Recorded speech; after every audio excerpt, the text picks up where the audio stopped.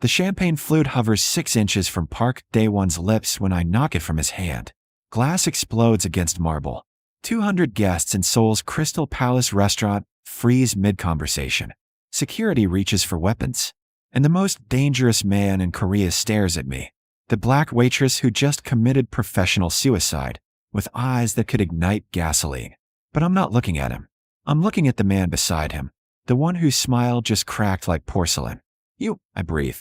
"What did you put in that glass?" 48 hours earlier, the rejection email arrives at 2 a.m., glowing blue in my cramped Itaewon apartment. "Thank you for your application to Seoul National University's nursing program." Unfortunately, I don't finish reading.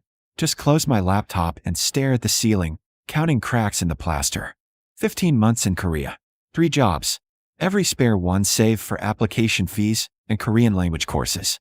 And I'm still just Jasmine Chen, 26-year-old washout, serving bibimbap to tourists. My phone buzzes. Mama, calling from Chicago despite the time difference she never remembers. "Baby girl, you coming home yet? Your auntie says there's an opening at the hospital cafeteria." "I'm not working in a cafeteria, Mama." Better than waiting tables in a country where you don't even speak the language properly. My Korean is conversational. Functional. Just not good enough for nursing school, apparently. I have to go. Early shift. "Jasmine." I hang up. Stare at my scrubs hanging on the bathroom door. My real uniform. The one I wore during my medical assistant training in the States. The one collecting dust while I balance trays and smile through microaggressions. The Crystal Palace job posting appears in my feed an hour later. Private event server needed. One night. 3 million won. 3 million won for one shift is insane. Suspicious. Probably illegal. I apply anyway. The interview happens in a basement office in Gangneom that smells like cigarette smoke and expensive mistakes. The manager, middle-aged, calculating, looks me over like I'm livestock. "You understand discretion?" His English is clipped. I understand I didn't see anything, hear anything, or remember anyone. The client is very particular about service. No mistakes. No questions. I've worked events for trust fund kids who think ketchup is spicy. I can handle particular. He slides a contract across the desk. "You'll serve the head table. VIP section. These guests are influential." I skim the terms. Confidentiality clause. Liability waiver. A paragraph about assuming all personal risk. Red flags everywhere. But 3 million won clears 2 months of nursing school prep courses. I sigh. The Crystal Palace restaurant occupies the 63rd floor of a building that probably has its own weather system. I arrive 3 hours early in a black dress uniform that actually fits. They provided it, tailored to my measurements without asking. Someone's been watching me. The thought should worry me more than it does. The head server, Ji-hai, briefs us in rapid Korean, then slower English for my benefit. Head table is Park Dae-won and his associates. You've heard of him. Everyone in Seoul's heard of Park Dae-won. Real estate empire. Political connections. Rumors of organized crime ties that journalists who investigate tend to stop investigating. Permanently. Serve from the left. Pour from the right. Don't speak unless spoken to. Ji-hai's expression softens slightly. And don't stare. He's particular about eye contact. The guests arrive at 8. I'm stationed behind a silk screen, watching through the gap as Korea's elite filter in. Politicians. CEOs. Women dripping in jewelry that costs more than my life. Then Park Dae-won enters, and the room's oxygen shifts. He's younger than I expected. Maybe 35, tall for a Korean man, with shoulders that strain his bespoke suit and a face carved from something harder than marble. Beautiful in the way expensive weapons are beautiful. His presence doesn't fill the room so much as compress it. People bow, scramble, defer. He notices none of it, scanning the space with eyes that catalog threats and dismiss irrelevance in the same glance. Those eyes pause on me for exactly 2 seconds. I'm partially hidden, just another server, but I feel the weight of his attention like a physical touch. Then he's moving to the head table, and I can breathe again. The man beside him is older, softer, Kim something, according to the seating chart. Round face, expensive watch, the kind of smile that never reaches the eyes. He's talking animatedly, one hand on Park's shoulder like they're old friends. Something about him tickles my memory. The dinner service begins. I'm third in rotation, approaching the head table with a tray of champagne flutes arranged like soldiers. GI pours for the associates. Another server handles the politicians. I'm assigned to Park Dae-won himself. My hands are steady as I approach. Years of waitressing taught me to disappear into competence. I'm reaching for the first flute when I see Kim's hand move. Quick, practiced, dropping something from his palm into the glass meant for Park. Tiny, white, dissolving instantly. The world crystallizes into hyperfocus. That hand, that gesture, I've seen it before. Chicago. For years ago, the restaurant where I worked nights during nursing school. A businessman who ordered for his wife, doctored her drink when she went to the bathroom. I reported it to management. They fired me for causing a scene. 2 weeks later, I saw his photo on the news. Serial poisoner. 6 victims. Same hand movement. Same practice casualness. I'm moving before conscious thought catches up. My arm sweeps across the table, knocking the champagne flute from its position. Glass shatters. Liquid spreads across white linen like accusation. Silence detonates. Park Dae-won stands slowly, dangerously. His voice could cut diamonds. What the hell do you think you're doing? But I'm staring at Kim, whose expression has gone from shock to calculating to blank in 3 seconds. You. My voice shakes. What did you put in that glass? Park's security moves like a single organism. 3 men in black suits converge on me, hands reaching for weapons I can't see but absolutely believe in. Wait. Park's voice stops the mid-step. He's staring at me with an intensity that makes my skin prickle. What did you say? I saw him. I point at Kim, whose smile has returned. Smooth, confused, perfectly calibrated. He put something in your drink. Right before I picked up the tray. This is ridiculous, Kim says in Korean, then English. I did no such thing. This woman is clearly. Stand up, Park says quietly. Show me your hands. The temperature drops 20 degrees. Kim's smile wavers. Dae-won, we've known each other 15 years. You'd take the word of a foreigner over hands. Now, Kim stands slowly, extending his palms. They're empty. Immaculate. Nothing suspicious. Park's gaze shifts to me. You're certain? I saw him. Right hand. Palm drop. Into the second flute from the left. My voice gains strength. I've seen that exact movement before. Chicago, for years ago. Different man, same technique. He poisoned 6 people before they caught him. Kim laughs, relaxed, incredulous. She's confused. Perhaps she saw someone else. Search him, Park says. Kim's expression finally cracks. This is insulting. I'm a respected. Park's hand moves so fast I'd barely track it. One moment Kim is protesting. The next he's bent over the table, arm twisted behind his back, Park's grip precise and devastating. A small plastic packet falls from Kim's sleeve. The room erupts. Guests stumble backward. Security swarms. And Park holds Kim's face against the table with one hand while examining the packet with the other. Tetrodotoxin, he says softly. Pufferfish poison. Untraceable if properly prepared. Symptoms mimic heart attack. His voice doesn't rise, but everyone leans away from its edge. How long have you been planning this? Kim says nothing. Park's grip tightens. Bones creak. She saved your life, someone whispers in Korean. Park's eyes find mine again. Name? Jasmine Chen. You work here? Just tonight. Private hire. He processes this in 2 seconds. Releases Kim to his security team with instructions in rapid Korean that sound very final. Then he crosses to me in 3 strides. And suddenly we're close enough that I can see gold flecks in his dark eyes.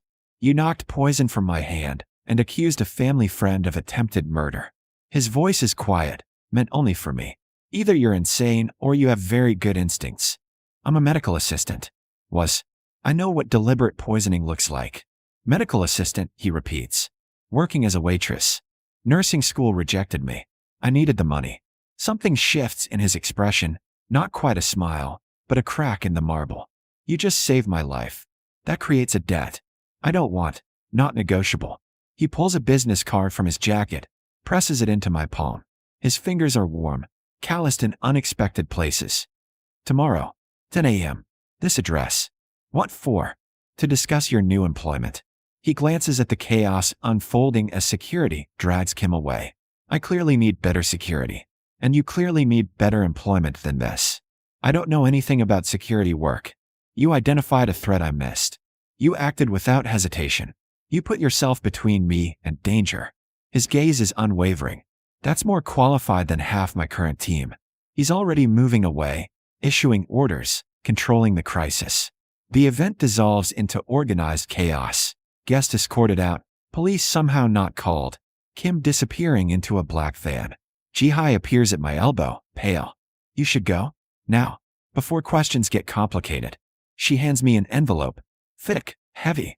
I look inside and my breath catches. 10 million won. More than 3 times my promised payment. He pays his debts, Ji-hai says quietly. And Jasmine, when Park Dae-won offers you a job, you don't refuse. I leave through the service entrance, envelope burning against my ribs, business card clutched in my shaking hand. The address is a penthouse in Hanam-do. I arrive at 9:45 a.m., overdressed in my only interview suit, underprepared for the marble lobby and private elevator. Park answers the door himself. He's in shirt sleeves, tie loosened, looking more human than last night, but no less dangerous. You came. You paid me 10 million won. Seemed rude not to. That almost smile again. Coffee. This penthouse is all windows and minimalism. The kind of space that costs more per month than I've earned in my entire life. He makes coffee in a kitchen that looks unused, movements precise and economical.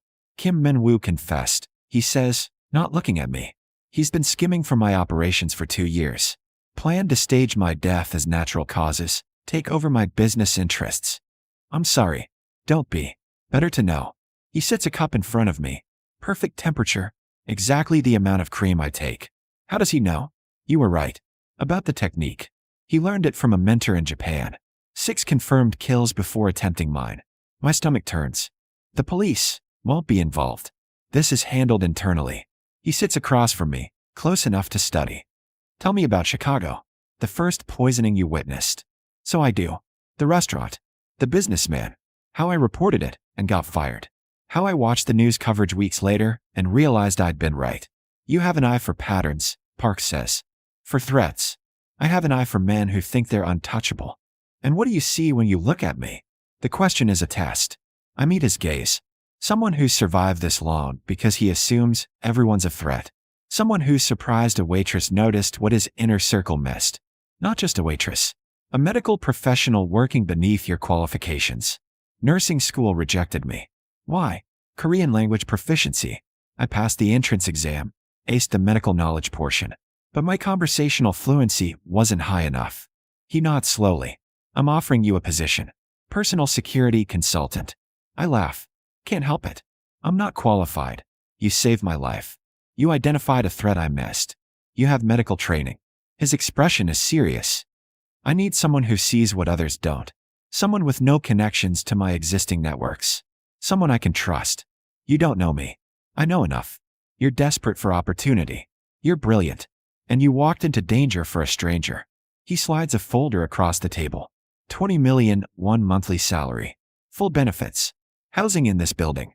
Medical training continuation at my expense, including Korean language tutoring. My hands shake as I open the folder. The numbers are obscene. Why me? I whisper. Because everyone in my world wants something from me. Power, money, connection. His voice drops. You wanted to save my life. That's rare enough to be valuable. I don't know anything about organized crime. I'm a businessman with complicated interests. The correction is mild. You be my personal assistant. Manage my schedule, attend meetings, ensure my safety. Taste your food for poison, among other things. He's not joking. I should say no. Should run from this beautiful, dangerous man and his criminal empire. But I'm thinking about nursing school. About my apartment with the cracked ceiling. About Mama's voice saying cafeteria work. If I say yes, I say slowly. I want complete honesty. Don't lie to me about the danger. Something flickers in his eyes. Respect, maybe. Deal. And I want to continue my nursing education. That's non-negotiable. Already included in your contract.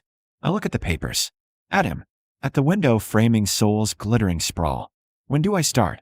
Now. He stands, extending his hand. Welcome to my world, Jasmine Chen. I shake it, sealing my fate. 3 months later, I'm standing in Park Dae-won's office at 6 a.m., reviewing his schedule while he does push-ups on the floor. Meeting with the Busan representatives at 10. I say in Korean, My fluency has tripled under intensive tutoring. Lunch with Senator Kwon. 3 p.m. conference call with Tokyo. And your mother called. Again. He finishes his set, stands, grabs a towel. What did I say about my mother? Never answer directly. Always claim you're in a meeting, promise to call back. And do I call back? You pay me to call back and endure the lecture about grandchildren. He almost smiles. It's become my favorite game, cracking that marble exterior. The past 3 months have been a masterclass in controlled chaos. I've learned that Park Dae-won runs an empire split between legitimate real estate development and less legal interests he never explicitly confirms. I've sat in meetings conducted in 3 languages. I've learned to spot threats, the too friendly associate, the contract with buried clauses, the business partner who watches too closely. And I've learned that Park trusts me in ways he trusts almost no one else. Your coffee's getting cold, I say, sliding the cup across his desk. He takes it without checking. Complete faith I haven't poisoned it.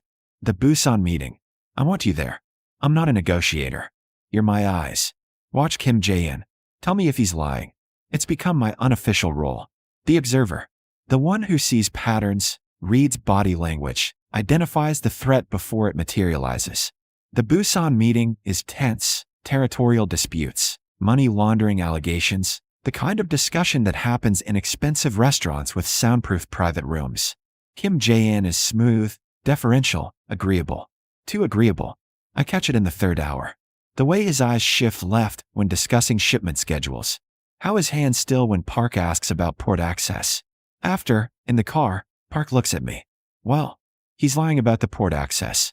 There's a problem he's not disclosing. Suspicion or certainty? 80% certain. His tells are subtle but consistent. Park makes a call. By evening, we know. Kim Jae-in has been allowing a rival organization to use Park's port contracts. The betrayal is handled swiftly, quietly, and I don't ask for details. You were right. Park says over dinner. We eat together most evenings now, reviewing the day. Again, I'm good at reading people. You're exceptional at it. He sets down his chopsticks. I'm increasing your salary. You increased it last month. And I'll increase it again. You're worth more than I'm paying you. Money isn't why I stay anymore. Somewhere between the daily coffee routine and the late-night strategy sessions, and the way he actually listens when I talk, this became more than a job. It became partnership. And maybe something else I'm afraid to name. The crisis comes on a Friday. I'm reviewing contracts in Park's penthouse. I've started working from here more often, easier than commuting, when his phone rings.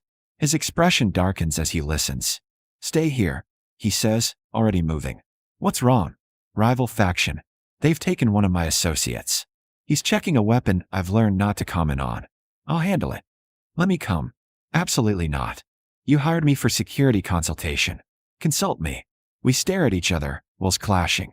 Finally, fine. But you stay in the car. Non-negotiable. The exchange happens in a warehouse in Incheon. Park's men surround the building.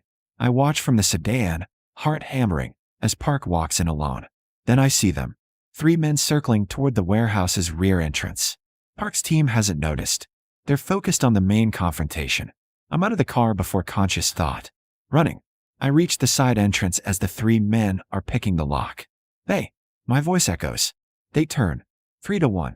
I'm unarmed, untrained in combat, about to get very hurt or very dead.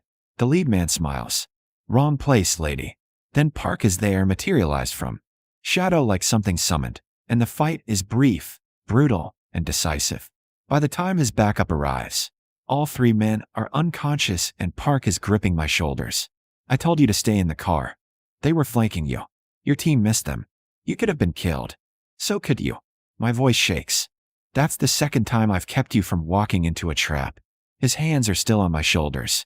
We're standing too close, breathing too hard. The adrenaline crash making everything sharper. Why did you run toward danger? His voice is raw. Because you were in danger. That's not your job. Yes, it is. I meet his eyes. You hired me to protect you. That's what I did. I hired you to observe, to advise, not to throw yourself between me and armed men. Then you hired the wrong person. Something breaks in his expression. He pulls me against him, sudden, fierce, and for 3 heartbeats we just stand there, his arms around me, my face pressed to his chest. You're impossible, he mutters into my hair. You're welcome. He laughs. Actually laughs. The sound is rusty, unpracticed, devastating. That night, after the debrief and the cleanup and the adrenaline finally fading, we're back in his penthouse. Seoul glitters below. Park pours whiskey with shaking hands. I can't lose you. The admission is quiet. When I saw you confronting those men, he stops. Starts again. This is more than professional. I know. That's dangerous. For both of us. I know that too. He crosses to me. I'm offering you an out. Right now. Full severance, glowing recommendation, set up anywhere in the world you want. Because if you stay, everything changes. Changes how? I'll want more than your professional loyalty. His voice drops. I'll want all of you. And I don't share, Jasmine. I don't compromise. I'm obsessive and possessive, and I will turn this city inside out to keep you safe. My heart hammers. That's terrifying. I know. And honest. Always. With you. I step into his space. I'm not leaving. I'm staying. And not just for the job. He cups my face in both hands. You're sure? I've never been more sure of anything. The kiss is inevitable, perfect, world tilting. When we finally break apart, Park rests his forehead against mine. I'll enroll you in nursing school, he says. The best program in Seoul. I'll make the calls. That's not. You saved my life twice. You've become essential to everything I do. Let me give you this. You already gave me a career, a home, a purpose. Then let me give you your dream. His smile is soft, real.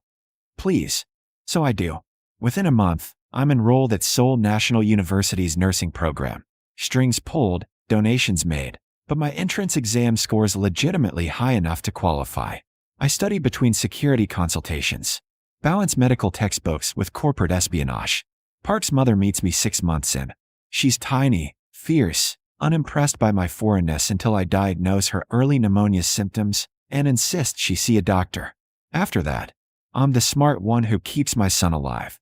A year after the poisoning attempt, Park proposes in the same restaurant where we met. Private room. No champagne. We both laugh at that.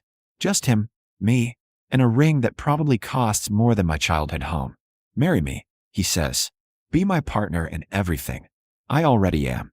Make it official. Let me spend my life keeping you safe while you keep me honest. That's the least romantic proposal I've ever heard. I'm not romantic.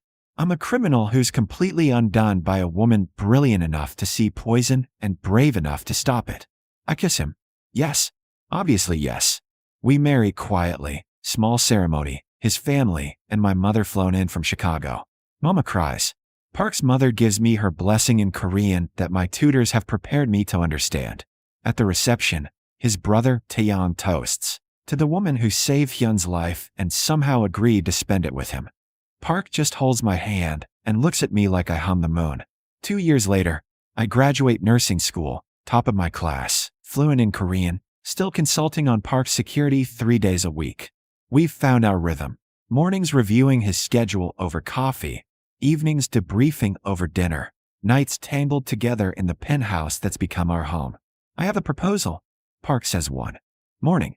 We're already married. Business proposal. Open a medical clinic. For people in my organization, their families. You'd run it. I'd fund it. I stare at him.